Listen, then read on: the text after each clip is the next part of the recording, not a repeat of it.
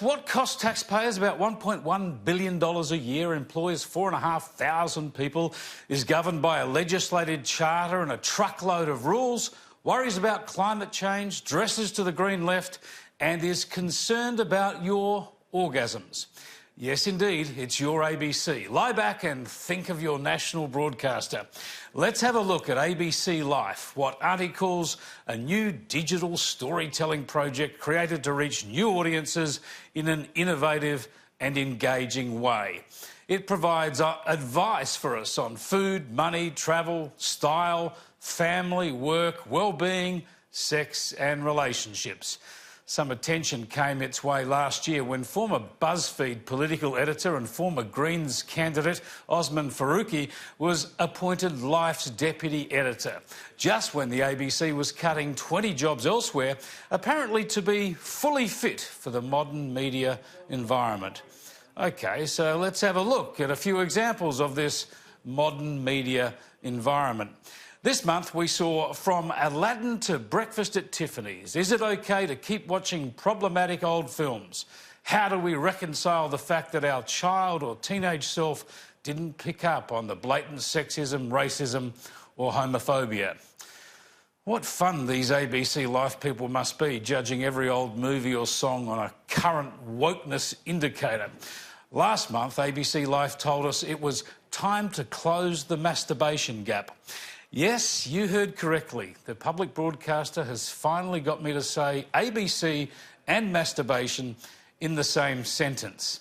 Apparently, Life tells us only 1 in every 4 women is masturbating regularly, and our national broadcaster has hang-ups about that. Blame the patriarchy and religion it wanks on. What would we do if our taxes weren't funding this stuff? I wonder if anyone has taken up their advice to masturbate more often. As ever, we welcome your feedback. Also last month, why we get earworms and how to shake them off.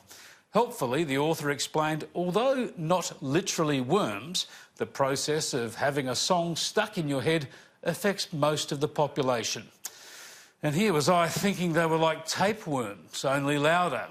Just a month earlier, Life got into fantasies. And no, they weren't referring to ABC election predictions.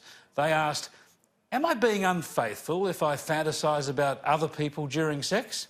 After much discussion, they concluded that fantasies are personal and it's up to us whether we share them or not. Well, yes, I remember when Jimmy Carter was US President and said he'd committed adultery many times in his heart. I don't think it won him many friends in the electorate or at home. Still, ABC Life looks at real sex too. Well, the fake news version of real sex. Faking orgasms could be contributing to the orgasm gap, was the alarming spin last week. Men, this is where you can help by being open to honest feedback, we were told. Well, we're here to help, I think, but all that's a big step up, isn't it, from the gender pay gap. We've also had I fell in love with my hairdresser, which makes this site look like a trashy supermarket magazine. And this week they asked the tough questions about urinating.